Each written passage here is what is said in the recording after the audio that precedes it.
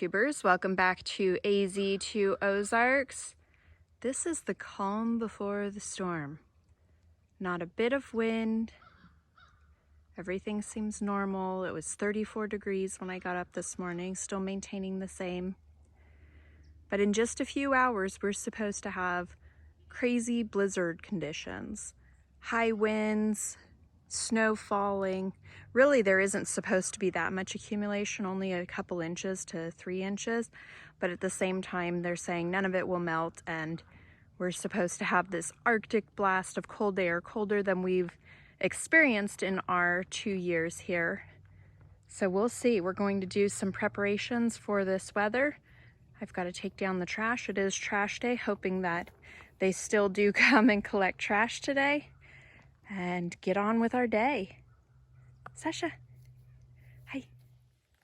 Right now we have the cattle split into 2 groups because we are weaning the older calves away from the mamas, and they're not completely finished being weaned yet, but this group is the mamas and some of the really older calves that have definitely been weaned, as well as 2 young calves that are still on their mamas. We put them in this area just yesterday so they have access to the forest, which is not only for them to graze in and find something to eat, it also will act as a windbreak for them in the coming storm. So they should have a nice little area here. Really, the cattle are fine in very cold temperatures as long as we don't have any calves born during that time, and we shouldn't.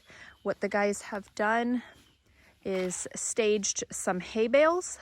So you can see right here, just outside of the electric wire, we have a hay bale, and we have a couple others placed strategically. That way, if the tractor doesn't start, which we assume it won't, which is what we use to move those giant heavy hay bales, the guys will be able to roll the hay right in here and feed the cattle through the storm. And obviously there isn't enough grass for them to just eat right now, being in December.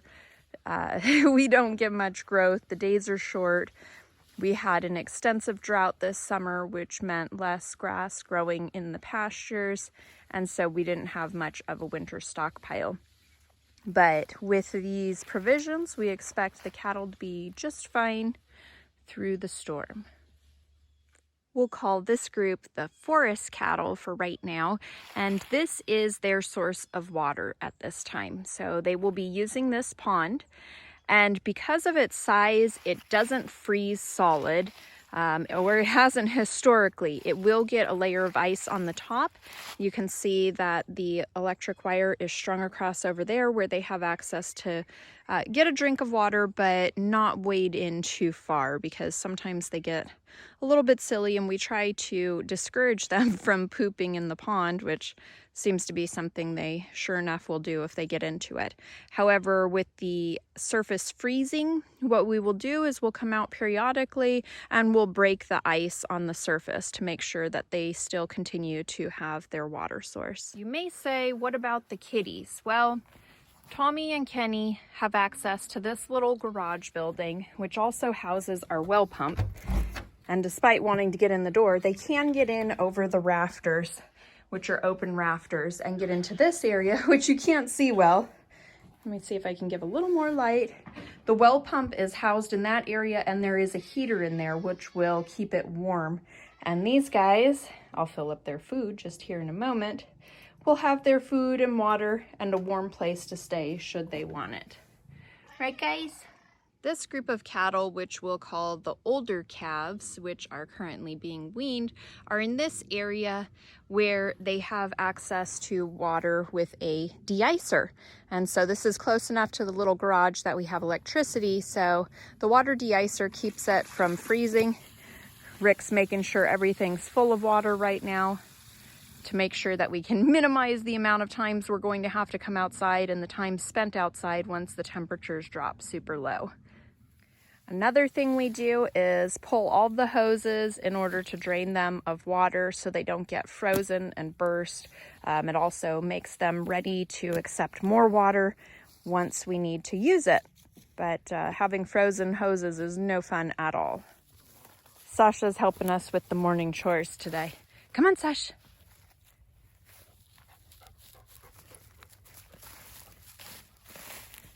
So you can see that the guys have been rolling out hay for the calves to eat.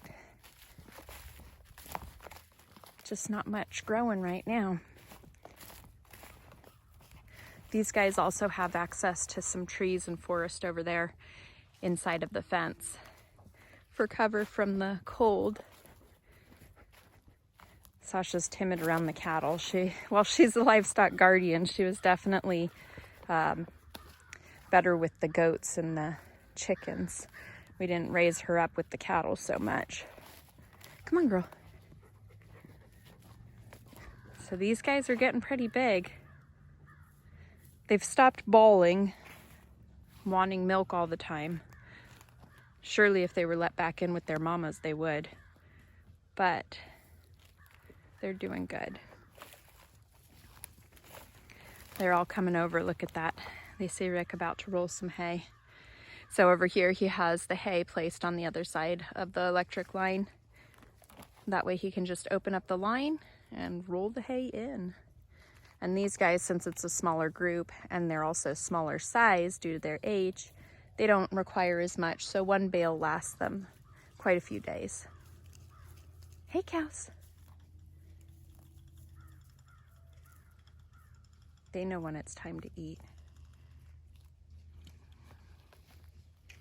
That one there we call Patches. She's cute.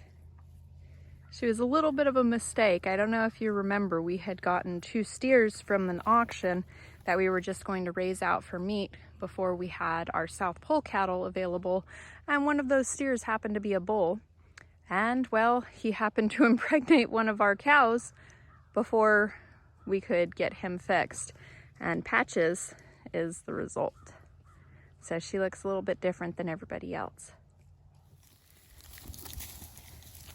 And there goes the hay.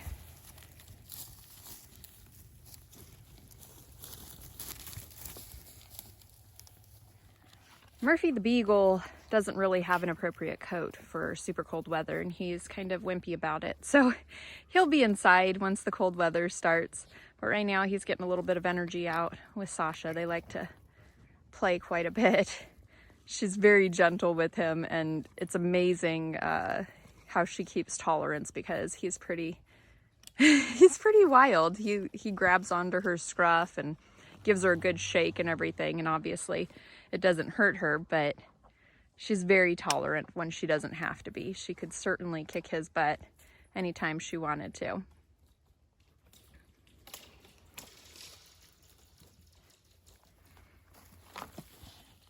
And the pups are pretty smart about the electric fence. They don't like getting zapped by it. It may look a little trashy to you around the chicken coop, but it is what it is. And so the chickens have a basement below their coop, which is covered in chicken wire, but it's an open area where they can get fresh air normally. But with this storm coming, I don't want to let them out of their chicken coop. I want to keep them inside, but I want them to have more space to be able to peck and scratch and at least stretch and spread out. So the basement gives them that area, but I wanted them to have a windbreak from the potentially 40-mile-an-hour gusts with negative 30-degree temperatures. So this is the solution I came up with in a pinch. Didn't want to go out and buy new materials. We had little scraps laying around here. So this is what I came up with. I have their feed bin right here. So that way I don't have to go far in order to get them feed. Let's open up. Hey chickies. Hey chick chick. They probably really want to get out, but I'm not going to let them. And so what I've been doing is bringing them a dish of water that I set there. So they have water in here. I find that this freezes very quickly and it's hard to keep the ice broken in this small little rim area of the watering can. So I just bring out a little tub of water, and that way I make sure I keep them with fresh water that is liquid and not ice. They have several different receptacles for feed, grit. And we do the method where we put wood shavings down throughout the winter in here and let it keep building up. I'm going to add a bunch of straw for additional insulation. They have their little nesting boxes over there. They have roosting sticks. And right there is the door to their basement. I'm going to open that up and allow them access to below. You can't see much when it comes to the rabbit area. My daughter kind of fashioned together a little cardboard windbreak for the front of them, and you can see some fabric around the water. It really helps keep the water from freezing. She actually has a crocheted little sleeve over the water bottle and then an additional fabric. The other waterer is kind of on the inside of another cage and pointing into that one to help keep it from freezing. And it has been quite effective, but she still will have to come out regularly. You can kind of see some rabbit activity underneath there. They have tons of wood shavings and straw bedding and lots of food. She also gave them some treats to keep them occupied, and the windbreak ought to be quite enough to keep them cozy in their little hutches. We also won't be letting the goats out of their pen today, which is unusual. They usually have free range of the property, but we want to keep them near their enclosures. So this is one, it's kind of open, but this one is much bigger. And my son fashioned a door and a partial door to be more of a windbreak. So there's just a narrow area they can get in and out of. And their food is back there in the corner. He's going to add a bit more straw into the base here. And so they can all be nice and snug and warm in there. Missy is the only one in there right now. I don't think you can see her. She, hey Missy. Hey Missy goat. Hey pretty girl. She actually miscarried yesterday. She was way early. It was her first pregnancy. And she miscarried 2 little kids. They weren't quite formed all the way yet. It was very sad. And they say that goats can get, you know, depression, just like humans can after a miscarriage. And she kind of seems to be a little sad, separating herself from the group. And we're just going to, you know, give her lots of love and try and get everybody through this storm. Just this short time I've been out here, I can already feel the temperature dropping. It's getting chilly out here. We have a few more chores to do. So mainly just getting the straw out. The guys are rolling hay for the forest cattle over there. The Mahindra obviously started just fine this morning, not being that cold, and so they were able to take a hay bale over there. There's additional food for the goats right here, and the rabbits are also in there. Rabbit feed. And so everything's close, and we're pretty close to ready for this temperature to start dropping. Over here by the furnace room, we have stacked a bunch of wood all ready for putting right into the furnace. We do have electric heat, but wood heat just feels so much warmer. It's more efficient, and then if we lose power, it's not an issue. The furnace is in here. We have a very small fire going. Oh, it's nice and warm in here. I can feel the temperature getting cold outside. But where's the light? The light's not on right now. I can't show you. Sorry. See if I can. There we go. We've got some little embers there. We're going to get it stoked up and feed the fire, make sure it keeps it nice and toasty in the house. Right now in the house it is. It's over 70 degrees and it feels so nice. Which will be nice when we finish the chores. But yes, lots of firewood stacked up under a covering so it won't get snowed on. I'm going to take that wheelbarrow and get the straw out of the truck. All of the vehicles are topped off and full of fuel, including the tractor. The Mahindra is full of diesel. The propane tank is full, which really the only thing we use that for is the stove for cooking, but we filled up fuel tanks. We picked up an extra extension cord, a long one, that I'm probably going to run all the way over to the chicken coop and put a heat lamp in there just in case. They should be fine, but it's not going to hurt anything to have a little bit of extra heat for them. There's the straw bales we picked up, and I've got to get them unloaded and spread out. The guys are delivering a little calf shelter over to the forest cattle. That will be perfect size for the 2 young calves that are with them. Give them an additional enclosure, windbreak.